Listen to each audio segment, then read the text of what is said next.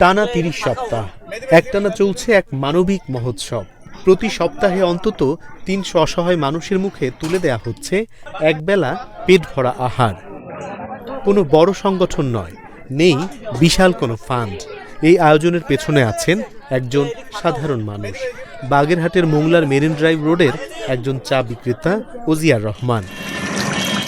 কয়েক মাস আগে নিজের দুপুরের খাবার এক অসহায় মানুষের সঙ্গে ভাগ করে নেয়া, সেখান থেকেই শুরু। ছোট্ট সেই উদ্যোগই আজ রূপ নিয়েছে এক বিশাল মেহমানদারিতে। প্রথমে ছিল মাত্র 10 জন, আর এখন প্রতি সপ্তাহে প্রায় ৩০০ মানুষ পাচ্ছেন বিনামূল্যে খাবার। অসহায় মানুষ আছে, ভিক্ষা করে কিংবা প্রতিবন্ধী, খাওয়ার টাইমে উপস্থিত হইলে তারা ভাত খাইতে চায়। এখন তখন আর কি করার, আমি তো আর তাদের জন্য খাবার আনি না, ওই আমার খাবারটাই অনেকদিন ভাগাভাগি করে খাইছি। তারপরে মনে মনে একটা সিদ্ধান্ত করলাম যে কোনো সময় যদি আল্লাহ সুযোগ দেয় তাহলে এদের একটু খাওয়ার ব্যবস্থা করব।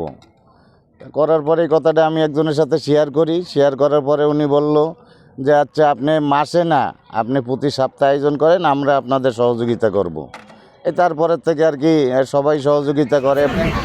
ওজিয়ারের এই উদ্যোগে খুশি খেতে আসা অসহায় মানুষগুলো।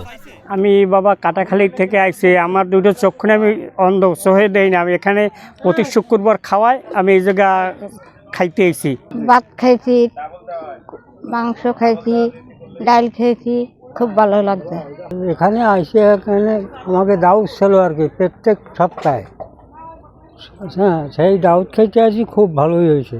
এক সপ্তাহ মাছ, ডাল, এক সপ্তাহ গোশ দেয়, এক সপ্তাহ ছাগলের মাংস দেয়, এক সপ্তাহ গরুর মাংস দেয়, মুরগি দেয়, দিয়ে আমাকে পরিবেশটা সুন্দর রেখে আমাকে এই জায়গা সুন্দর করে খাইতে দেয়। আল্লাহ আমার পোলা নেই, আমার পোলা না আদর করে আমাকে খাওয়াই না। ওজিয়ারের এই কাজ দেখে কয়েকজন স্বেচ্ছাসেবক এগিয়ে এসেছেন তাকে সহযোগিতা করতে। কার্যক্রমে আর শুধু আমরা একা নই, আমার সাথে আমার বন্ধু বান্ধব আছে, আমাদের স্থানীয় আমার কিছু বড় ভাইরা আছে কাছের। এছাড়া আমাদের রান্নাবাড়া করে থাকে আমাদের এই যে চায়ের হাটের ওজিয়ার কাকা, উনি সার্বিক সহযোগিতা করে থাকে। আমরা এখন পর্যন্ত প্রায় 250 থেকে 300 লোকজন প্রত্যেক সপ্তাহে ডাল ভাত মাংস দিয়ে পরিচালনা করতে পারছি। বিত্তবানদের বড় বড় আয়োজনের মাঝেও ওজিয়ারের এই ছোট উদ্যোগ হয়ে উঠেছে দৃষ্টান্ত।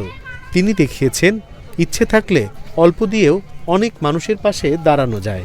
তার এই কাজ এখন অনেকের অনুপ্রেরণা।